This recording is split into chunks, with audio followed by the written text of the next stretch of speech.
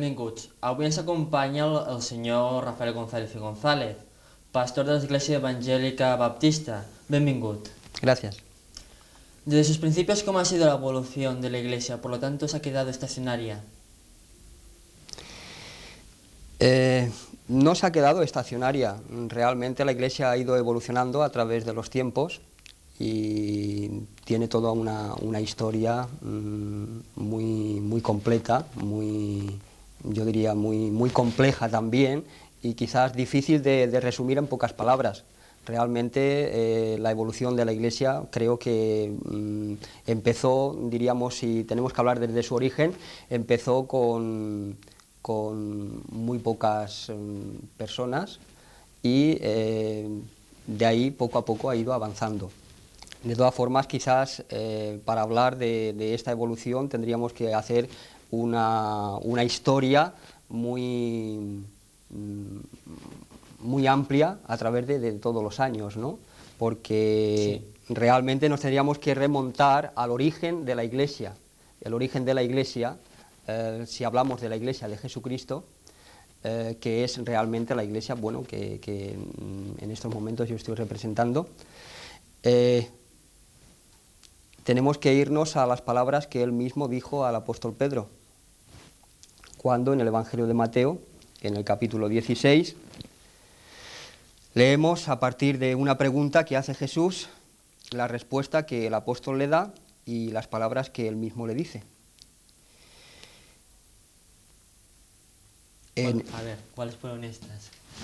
En el capítulo 16, en el versículo 13, dice: viniendo Jesús a la región de Cesarea de Filipo, preguntó a sus discípulos diciendo: ¿quién dicen los hombres que es el Hijo del Hombre?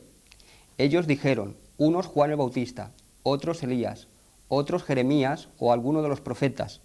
Él les dijo: ¿y vosotros quién decís que soy yo? Respondiendo Simón Pedro dijo: tú eres el Cristo, el Hijo del Dios viviente.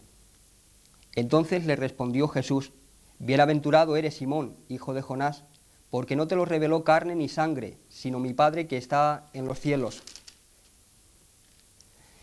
Y yo también te digo que tú eres Pedro, y sobre esta roca edificaré mi iglesia, y las puertas del Hades no prevalecerán contra ella.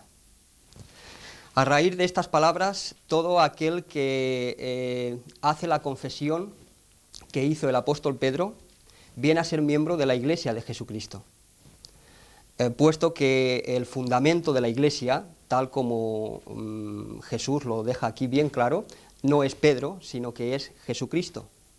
Es la roca, es la piedra angular, fundamental del ángulo, y es a partir de ahí que cualquier persona que haga esa confesión: tú eres el Cristo, el Hijo del Dios viviente, es decir, que reconozca a Jesucristo como el Hijo de Dios, que vino a este mundo en cuerpo humano y que vino con un plan definido para hacer perfecta la obra de la salvación. A partir de ahí esa persona puede llegar y de hecho ya es miembro. Solamente reconociendo esto es miembro de la Iglesia. La Iglesia, por lo tanto, ha ido evolucionando a partir de este momento. Y si bien es verdad que empezó con un grupo pequeño de hombres, y la inauguración oficial de la Iglesia realmente tuvo su primer momento en Jerusalén, en el día de Pentecostés, con la venida del Espíritu Santo. ¿A partir de qué fecha fue esta? Bueno, esto realmente fueron los primeros años de nuestra era. Realmente podríamos estar hablando del año pues aproximadamente 30 y pico de nuestra era. Sí. Entonces, a partir de ese momento, la Iglesia ha ido evolucionando y bueno, pues ha ido la Iglesia apostólica, que fue realmente la Iglesia de Jesucristo, la Iglesia que él fundó. La Iglesia apostólica, entonces la vemos en el Nuevo Testamento cómo va evolucionando. Si bien es verdad, tengo que decir que antes de la inauguración oficial del día de Pentecostés, en esta fecha, ya había antes hombres de fe, hombres que creían en Dios, hombres y mujeres, que tenían su fe en las promesas que Dios había hecho. Sí. Entonces, lo que diríamos oficialmente, lo que se ve, y cuando empieza realmente esa fe en las personas, diríamos, es cuando Cristo por fin ha hecho ya la obra de la salvación, ha muerto en la cruz, ha resucitado, y a partir de ese momento, bueno, pues entonces hay una serie de personas que creen de verdad eso, creen en Jesucristo y van a proclamar el mensaje que él mismo les ha encomendado. Entonces, a partir de ahí la Iglesia empieza a evolucionar. La Iglesia, por supuesto, no solamente es, diríamos, de nuestros días, sino que como podemos observar, y bueno, como la historia del cristianismo lo especifica, viene de muy antiguo. Sí, sí. No es de ahora la Iglesia. A partir... ¿Quería decir algo más? Sí, en cuanto quizás a esto, decir que, bueno, pues que realmente con el tiempo la Iglesia ha ido evolucionando, como decía al principio, y ha ido evolucionando de tal manera que, bueno, pues tiene muchos matices. Y incluso pues en el momento en que ya a partir del siglo III o IV la Iglesia ya fue constituida a nivel, diríamos, nacional, el emperador la hizo pues la religión oficial del Estado. A partir de ese momento la Iglesia empieza a perder, diríamos, mucha de su esencia y mucha de su verdadera fe. Y a partir de ese momento, bueno, pues la Iglesia ha ido evolucionando y llegamos, por ejemplo, pues en la historia, llegamos, por ejemplo, a la Reforma, y en la Reforma de Martín Lutero, en el siglo XVI, pues ahí es donde realmente la Iglesia de alguna forma vuelve otra vez un poco a sus orígenes, puesto que hay algo que la Reforma proclama como dogmas, diríamos, fundamentales. Las bases fundamentales de la Reforma son sola Escritura, sola gracia, sola fe. Solo Escritura, solo fe, solo gracia. Y entonces, en esa vertiente, diríamos, o en esa línea, es donde la Iglesia evangélica, diríamos, pues se conecta. ¿A partir de qué fecha empieza a funcionar de una forma unida y definida la Iglesia Evangélica Bautista? Bueno, pues tal como te decía, a partir quizás del siglo XVI, si tenemos que hablar a ese nivel ya con nombre. Sí, pero de una forma más ya generalizada, más ya... Es decir, aquí estamos nosotros y aquí estamos legalmente, ¿no? Sí, sí. Bueno, si... ¿Quién fue su promotor de todo esto? Tal vez sí. siempre hay un grupo de personas que a raíz de todo esto... Si tenemos que hablar de la legalización de la Iglesia, lo que es la Iglesia protestante en España, realmente nos tenemos que venir ahora prácticamente a nuestra era contemporánea, ¿no? ¿Por qué? Bueno, porque la Reforma en España, esto sería también muy largo de explicar, quizás en pocas palabras es imposible, pero la Reforma en España tuvo una contrarreforma que realmente fue tremenda y que no dejó que en el siglo XVI la Reforma que entró de Alemania, toda Europa prácticamente, en España fue la contrarreforma realmente lo que hizo que no pudiera o no hubiera lugar. ¿Cómo está constituida jerárquicamente la Iglesia? Pues la Iglesia está realmente... si tenemos que definirla en pocas palabras, sería pues una democracia. La Iglesia se rige por una democracia donde, bueno, pues jerárquicamente diríamos la jerarquía, la cabeza y el Señor de la Iglesia es Cristo, es el Espíritu Santo, y a partir de ahí, bueno, pues luego está toda la Iglesia, que es toda la comunidad. Y esa comunidad o esa iglesia realmente tiene pues unos, diríamos, unos oficiales, vamos a llamarlo así, que podrían ser, pues en este caso, el pastor, los diáconos, etcétera, etcétera. Muy bien. A ver, antes hemos hablado de una evolución histórica de la Iglesia. Ahora podemos hablar de una evolución ideológica, espiritual, de la que se encuentran ahora. ¿A qué cambios ha sufrido durante el tiempo? Sí, bueno, de hecho, tal como te decía, los principios básicos y la ideología de la Iglesia, en definitiva, no es de la Iglesia, es de Jesucristo. Entonces, es de Jesucristo y los apóstoles. Entonces, la Iglesia de Cristo tiene que mantenerse fiel a esa ideología, si quiere ser Iglesia de Cristo. Si no, entonces ya sería iglesia de otra cosa. Pero si quiere seguir siendo Iglesia de Cristo, tiene que mantenerse fiel a esa ideología, a la ideología de Cristo y los apóstoles. De acuerdo. Y de práctica también, ¿no? Por supuesto. igual tanta ideología, a Por ponerlo supuesto. en práctica también. Por supuesto. Muy bien, a ver.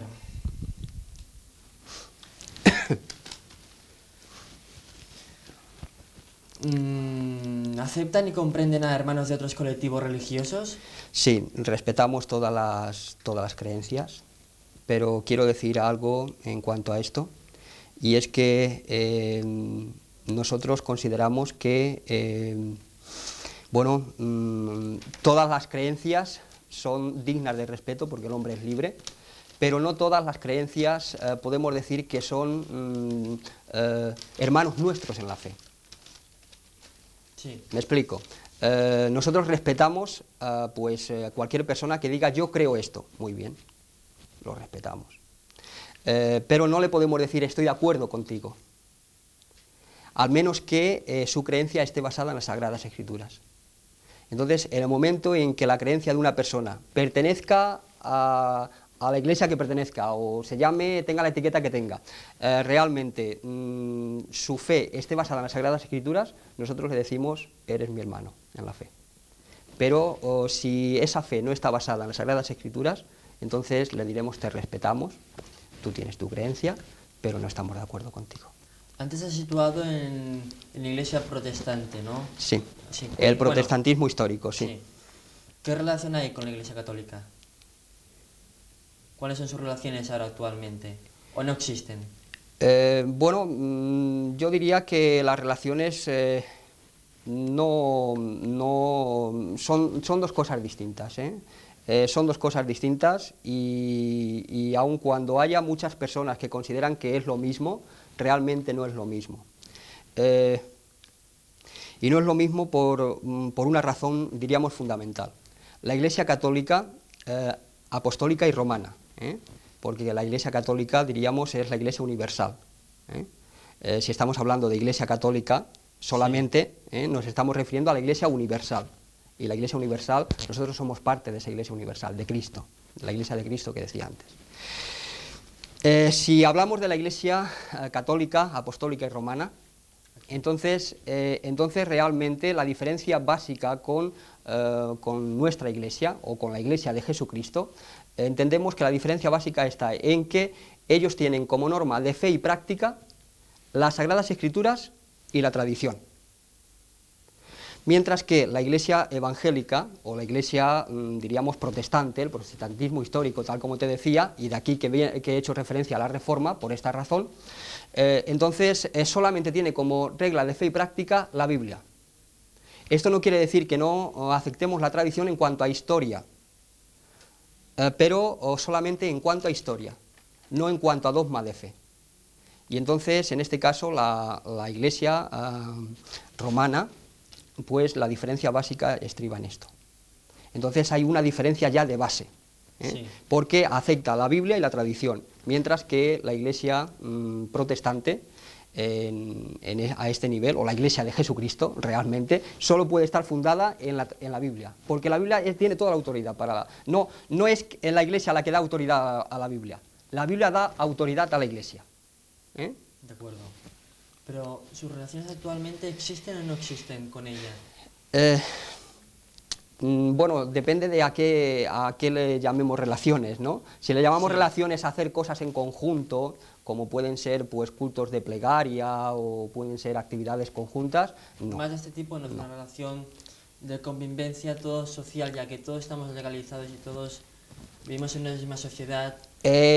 En cuanto a nivel social, no hay ningún problema, aceptamos pues, en fin, cualquier tipo de reunión que sea, pues no sé, para hablar, por ejemplo, del tema del aborto, pues no sé, a un nivel social estamos dispuestos, o sea, pero realmente mantenemos nuestra postura en cuanto a lo que te decía antes, aceptamos todas las creencias, pero no todas son iguales, E incluso dentro del protestantismo. Y últimamente ha habido programas por los medios de comunicación, han informado acerca de los protestantes, por ejemplo, en Brasil. Y realmente yo tengo que decir que no estamos de acuerdo, ni mucho menos, además no consideramos que eso sea Iglesia de Jesucristo.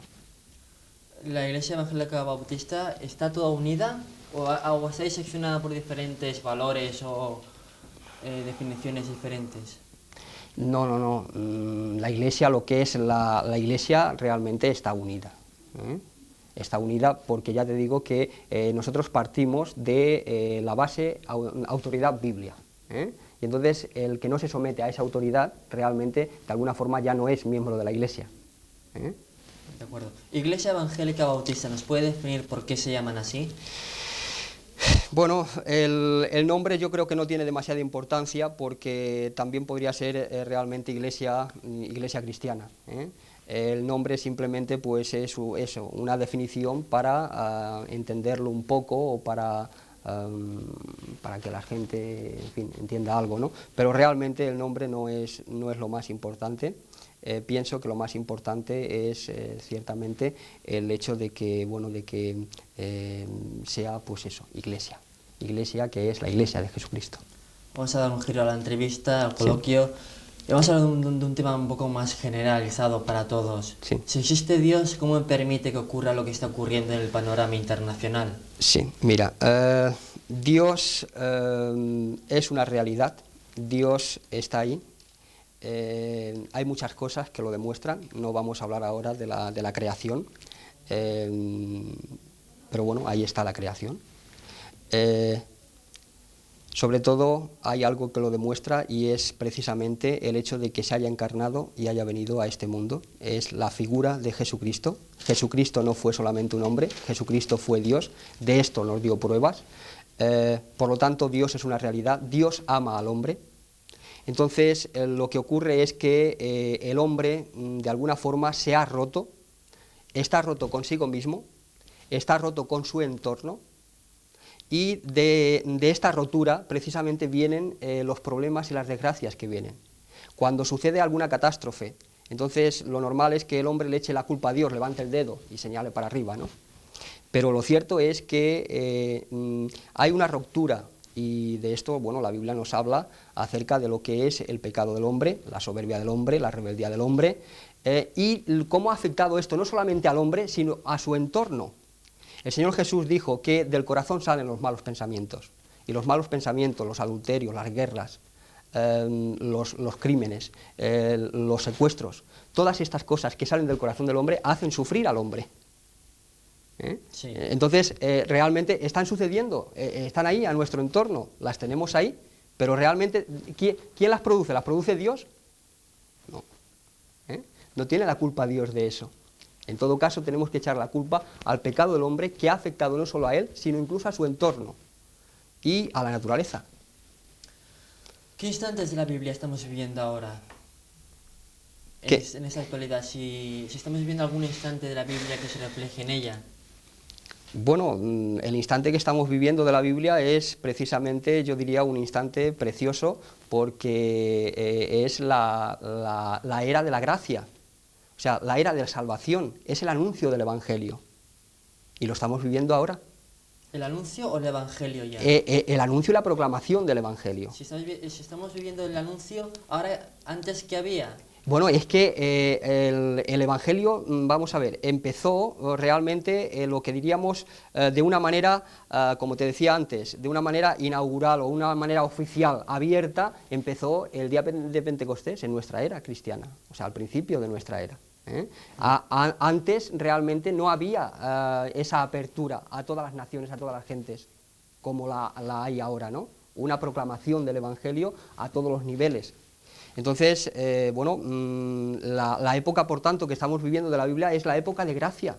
Ahora es el tiempo aceptable, dice la Biblia, el tiempo de que el hombre se arrepienta. Y el anuncio del Evangelio lo que lleva es esa proclamación, que el hombre se arrepienta, que vuelva a Dios. Y Él le perdonará, en base al sacrificio de Jesucristo. No es que Dios no tenga en cuenta el pecado del hombre, no, sí que lo tiene en cuenta. Pero en base al sacrificio que hizo en la cruz del Calvario, Dios perdona el pecado del hombre. Y esa es realmente la época que estamos viviendo ahora. Llegará un momento en que no habrá anuncio del Evangelio. Llegará un momento, bueno, la Biblia habla de que este mundo va hacia un fin y no habrá ya, lo mismo que un día se cerró la puerta del arca de Noé, pues exactamente habrá un momento en que la época de la gracia también se cortará. ¿Y vendrá el Apocalipsis? Bueno, ahí estamos. El Apocalipsis, ¿no? Sí, sí. El mensaje del Apocalipsis precisamente cierra todo este panorama. Y a partir del Apocalipsis, Bueno, la Biblia habla de cielos nuevos y tierra nueva, para todos aquellos que creen. Luego entonces hay una esperanza. muy bien. La Biblia habla, por tanto, de un futuro. Sí.